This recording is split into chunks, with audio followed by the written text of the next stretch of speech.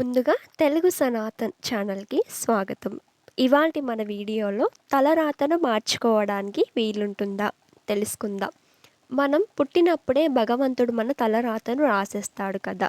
మరి మనం పూజలు ఎందుకు చేయాలి అని చాలామందికి అనుమానం వస్తుంది.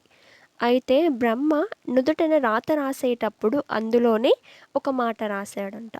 నేను రాసే రాతను నేను కూడా తప్పించలేను. మరి మీరు మీ ఉపాసనలతోటి, అర్చనలతోటి మార్చుకోగలరు అని రాశాడంట. పూర్వం విభీమకుడు అనే రాజు ఉండేవాడు.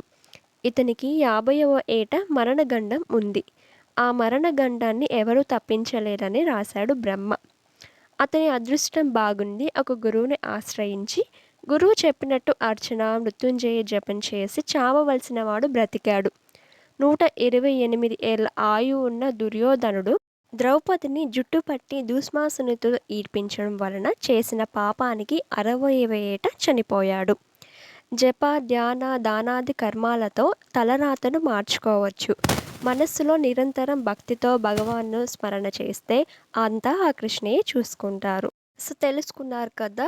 మరిన్ని ఇలాంటి వీడియోస్ కొరకు ఛానల్‌ని సబ్స్క్రైబ్ చేయండి. కంటెంట్ నచ్చితే లైక్ అండ్ షేర్ చేయండి.